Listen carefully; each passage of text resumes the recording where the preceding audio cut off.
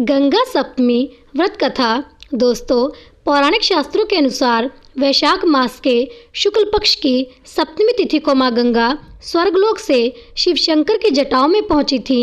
इसलिए इस दिन को गंगा सप्तमी के रूप में मनाया जाता है। जिस दिन गंगा जी की उत्पत्ति हुई वह दिन गंगा जयंती, और जिस दिन गंगा जी पृथ्वी पर अवतरित हुई वह दिन गंगा दशहरा के नाम से जाना जाता है।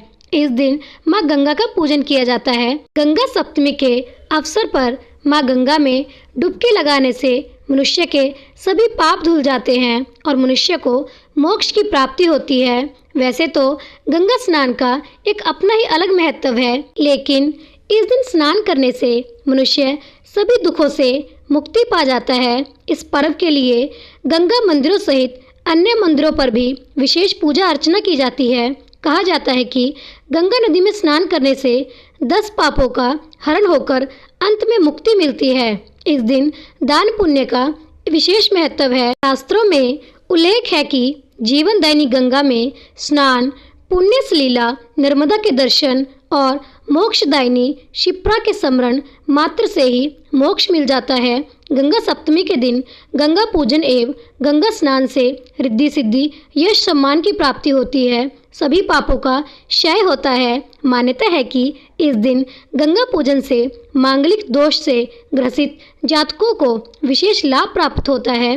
विधि विधान से किया गया गंगा का पूजन अमोघ फल प्रदान करता है। पुराणों के अनुसार गंगा विष्णु जी के अंगूठे से निकली है, जिसका पृथ्वी पर अवतरण भगीरथ के प्रयास से कपिल मुनि के श्राप द्वारा भस्मीकृत हुए राजा सगर के 60,000 पुत्रों की अस्थियों का उद्धार करने के लिए हुआ था।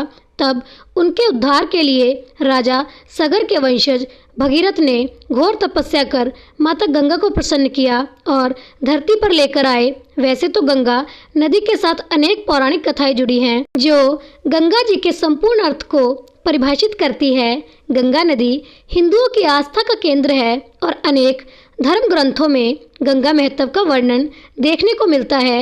एक अन्य पौराणिक कथा के अनुसार गंगा का जन्म ब्रह्मादेव के कमंडल से हुआ। एक अन्य मान्यता है कि वामन रूप में राक्षस बलि से संसार को मुक्त कराने के बाद ब्रह्मादेव ने भगवान विष्णु के चरण धोए और इस जल को अपने कमंडल में भर लिया। एक अन्य कथा के अनुसार जब भगवान शिव ने नारद मुनि, ब्रह्मादेव तथा भगवान विष्णु के समक्ष गाना गाया तो इस संगीत के प्रभाव से भगवान विष्णु का पसीना बहकर निकलने लगा, जिसे ब्रह्मा जी ने उसे अपने कमंडल में भर लिया और इसी कमंडल के जल से गंगा का जन्म हुआ था।